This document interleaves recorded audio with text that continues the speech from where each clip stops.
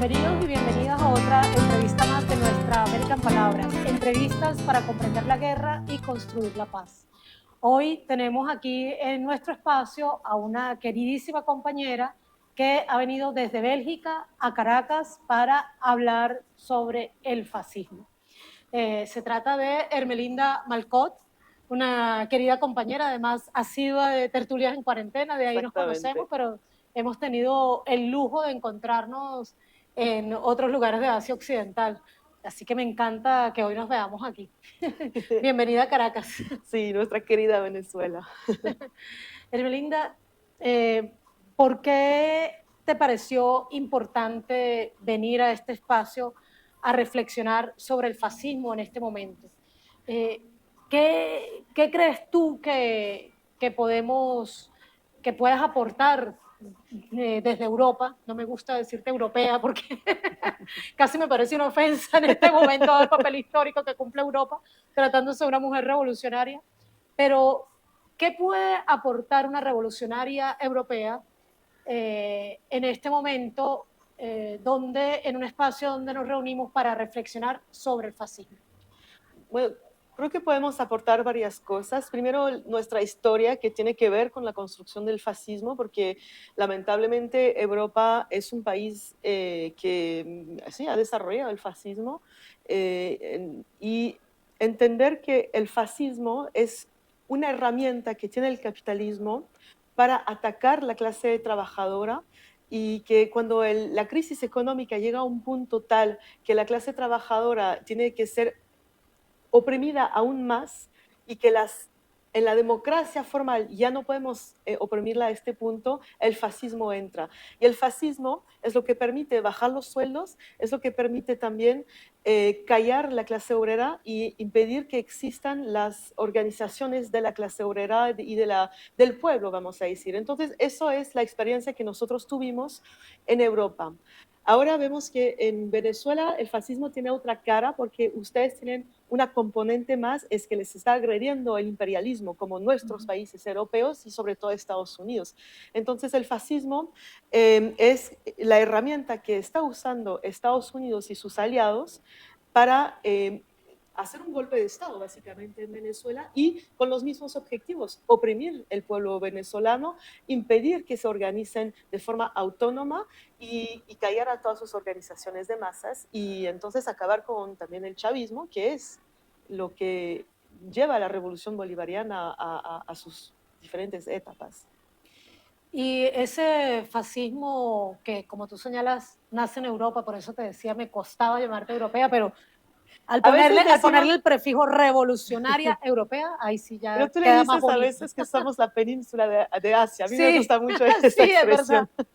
La Me península gustaría, occidental me de Asia. gustaría que seríamos la península de Asia, Entonces, porque como revolucionaria asiática, te voy a decir. eh, bueno, no sé si has tenido la oportunidad de leer un libro que nosotros siempre recomendamos, que es La psicología de masas del fascismo, del psiquiatra alemán Wilhelm Reich.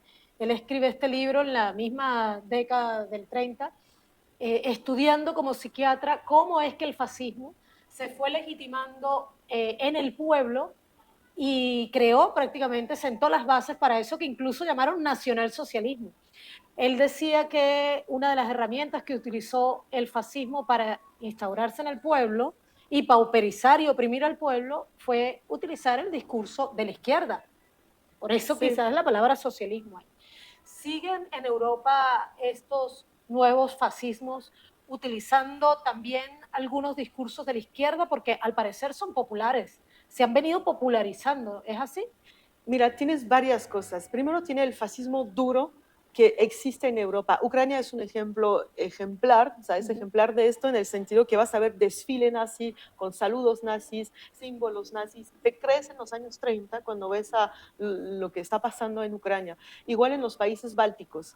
En Europa occidental, eso no lo vas a ver, o si se ve es de manera muy marginal y es prohibido por ley, etcétera. Entonces, lo que vas a ver es una forma de efectivamente callar muchas voces.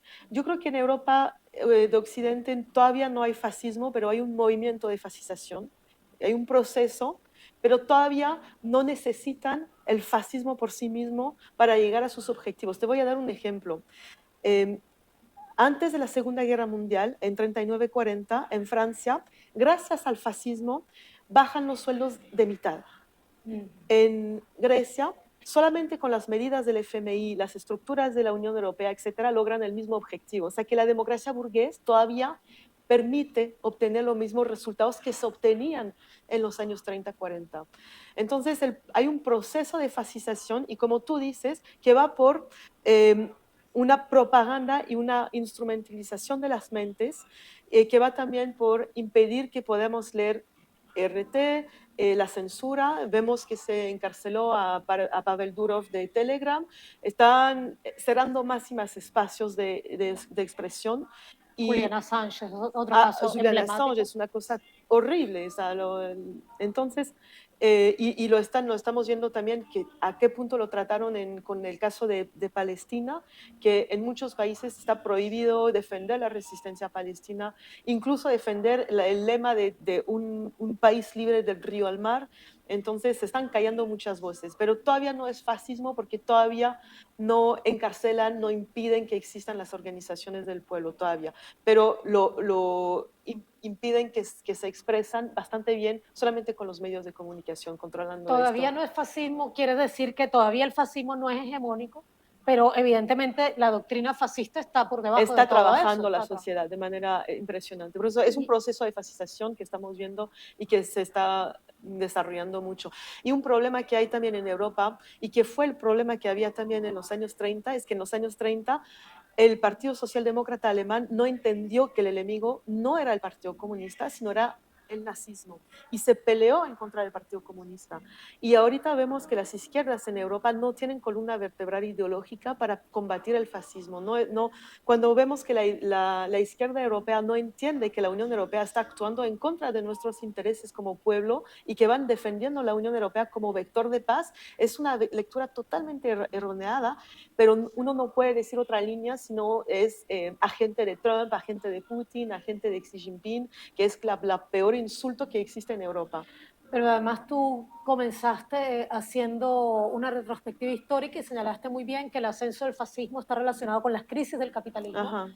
Y es este capitalismo el que sostiene el imperialismo y además es en el contexto de la construcción de ese capitalismo que nace la democracia liberal.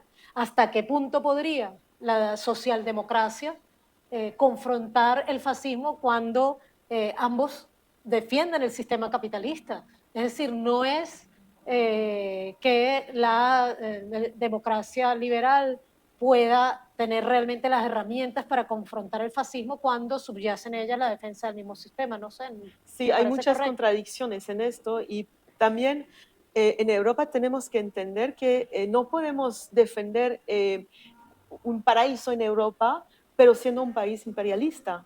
Porque si uno ve, por ejemplo, nuestra salud, que no es gratuita, pero es muy pública, la educación, todos los servicios públicos y el Estado social que tenemos, hoy día no se financia El trabajo con el capital, se financia con deuda. ¿Cómo podemos hacer deuda en Europa? Porque somos un país imperialista. claro. El euro como moneda, que no es aún como el dólar, que realmente es la moneda más imperialista del mundo, pero el euro sigue siendo una moneda imperialista que nos permite hacer deuda para pagar nuestro sistema social. O sea que no podemos defender este Estado social con, queriendo seguir con las herramientas imperialistas. Necesitamos limpiar todo. Entonces, la izquierda no tiene ese discurso, no tiene este análisis. Entonces, vamos por la mala vía, porque no vamos a seguir así. Preguntemos a los amigos africanos si quieren pagar nuestra salud. No creo. Y no podemos ir siguiendo esta vía. Y además hay un gran poder económico que en este momento, además diríamos que también es un gran lobby en todo el occidente, que es el sionismo. Ajá. ¿Y ese sionismo tiene o no tiene también un proyecto fascista? ¿Encarna o no encarna también un proyecto fascista, aunque sea anterior a la Sí, creación de esta doctrina? Digamos? sí. En Venezuela van a votar la ley contra el fascismo y se había discutido si se votía la ley contra el fascismo y el sionismo, porque al final es una doctrina asquerosa y, como tú dices, anterior al fascismo. Eh, no sé, no Pero sé son si muy es un similares, ¿verdad? fascismo, es difícil tener esa discusión, pero son muy similares. Eh, Tiene que ver con el colonialismo y seguir con esta política colonial hasta ir hasta el genocidio, impedir que existan las organizaciones del pueblo palestino, impedir que el pueblo palestino pueda vivir de manera digna. Todos esos son elementos que son también del fascismo, o Y sea la que defensa del sistema capitalista, absolutamente, claro. sí. O sea que Y de lo los podemos, intereses de Estados Unidos en la región de Asia Occidental. claro, de Estados Unidos y de Europa también, Sí, sí, claro. porque también ahí está toda la OTAN Sí, sí, sí. empujándose. Si lo viéramos así, podríamos ubicar un eje antifascista en el mundo, ¿no? Y tendríamos que incluir a Palestina Absolutamente. Y tal eh, vez como como la bandera, estrella, sí, sí. como la bandera de la lucha antifascista en este momento. Pero en nuestra América, pues Venezuela ha convocado este evento y está levantando las banderas del antifascismo.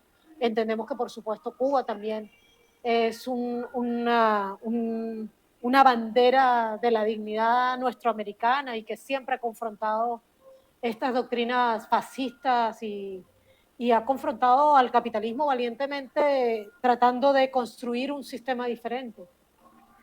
¿Te parece que es pertinente que Venezuela se convierta ahora en el epicentro de la lucha contra el fascismo en nuestra América o hay algo ahí de pronto de prepotencia de nuestra parte? ¿Cómo lo ves? No, yo no lo veo prepotente. Estaba leyendo el discurso de Chávez, un discurso de campaña de Chávez en 98 o 90, no sé, 98, y él ya estaba entendiendo muy bien la construcción del mundo multipolar y decía, tenemos que tomar un papel de liderazgo en América Latina.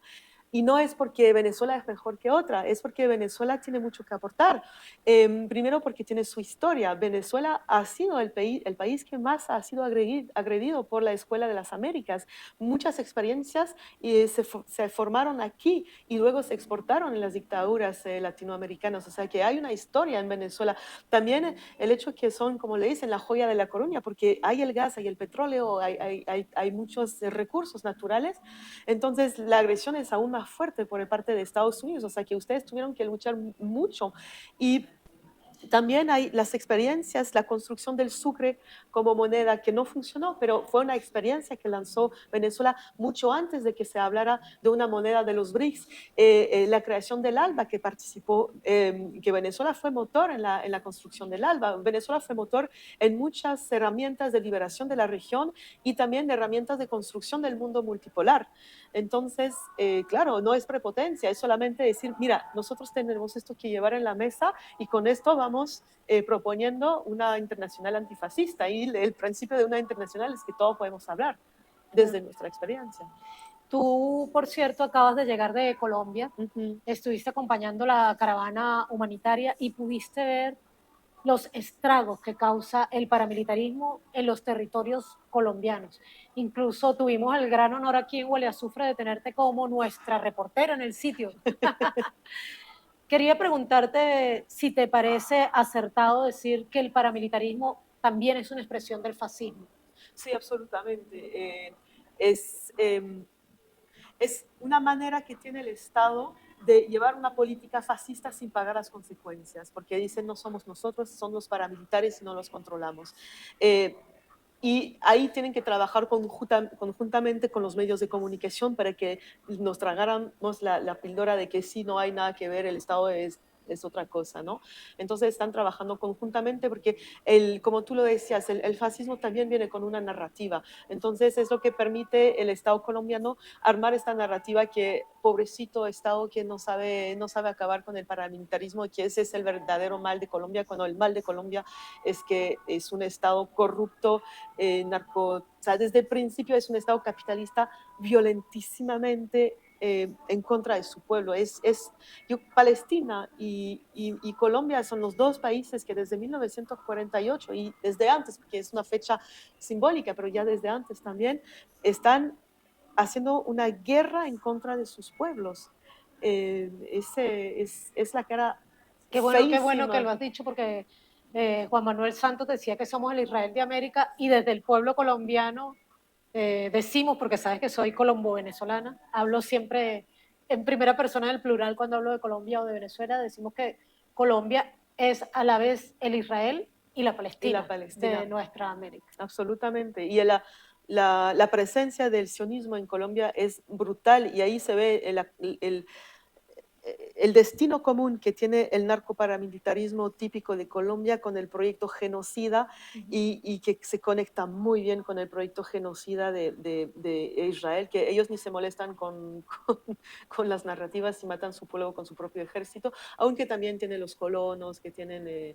Pero sí, y entonces lo que se experimenta en contra del pueblo palestino se enseña en contra del pueblo colombiano y a la vez lo que se experimenta en contra de Colombia se propaga en contra de los otros pueblos latinoamericanos también.